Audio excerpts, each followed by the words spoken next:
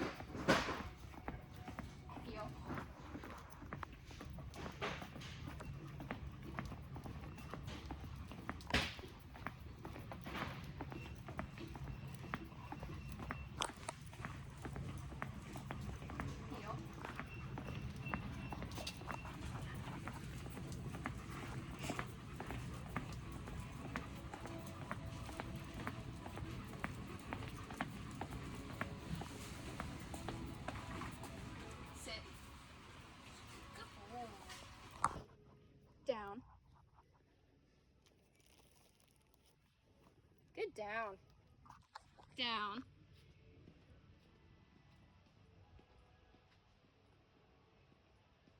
down,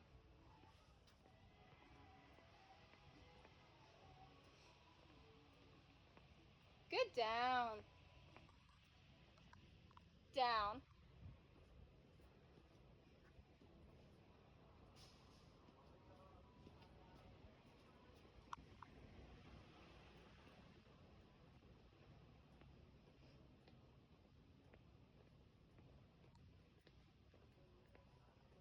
good, down,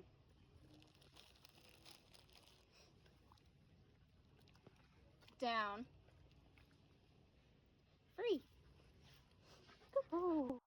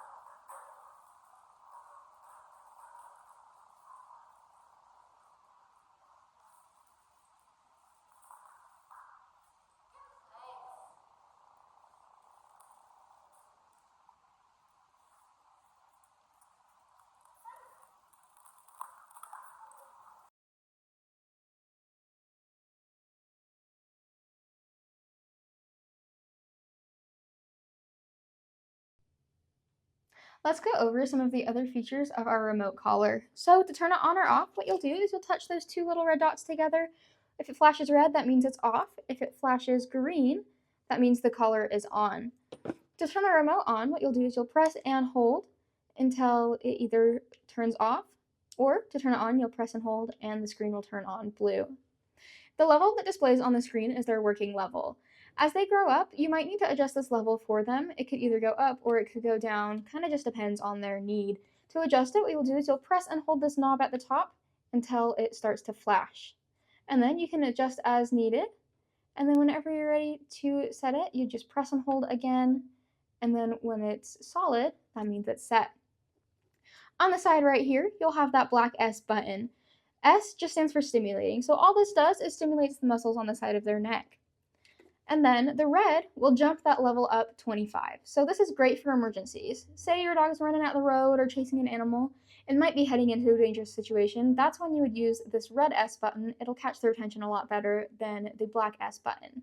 It's great for when their adrenaline's a lot higher. And then the other side is that black T button. This just makes it vibrate. So this is great to use if you don't know if you turn the collar on or off or not. So just press it, it'll vibrate the collar. On the back right here, there is a light feature. So this is great for if it's dark, you're camping, or anything like that. So if you press it once, it will make that collar flash. If you press it again, it just has that light steady on. And then if you press it a third time, it turns off. Next to that button, you'll see M/C.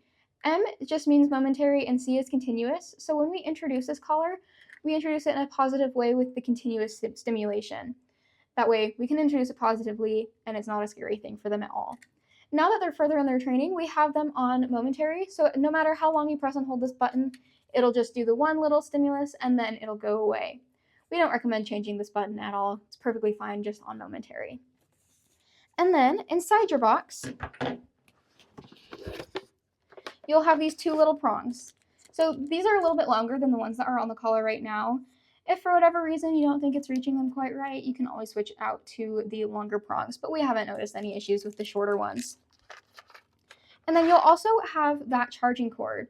So that charge cord has a spot for both the collar and the remote itself, so it makes it nice and easy to charge. The charging port on the collar is in between those two prongs right there, and then on the remote, it's on the bottom right here. And then underneath this tray, you'll have the user manual. And then this remote collar also has a 2-year warranty, so if you run into any issues, definitely reach out to the company and they should be able to get that fixed and sorted for you. And then it is waterproof, so if your dog's playing in water, that's perfectly fine, but if they're going to stay wet for a longer amount of time, we definitely recommend just rotating what position it's on. That way it's not irritating their neck at all. And then, other than that, we might want to make sure that we have this collar on first thing in the morning when we wake up and we take it off at bedtime. Usually, if you have it on for a full 12 or 14-hour day, it'll stay charged for 2 days. So we definitely recommend charging it every other day or so. But if you're not able to have eyes on them, definitely take it off. That way, they're not getting it stuck in anything like that. But other than that, you guys are all set to have fun, stay consistent, and work with your dogs.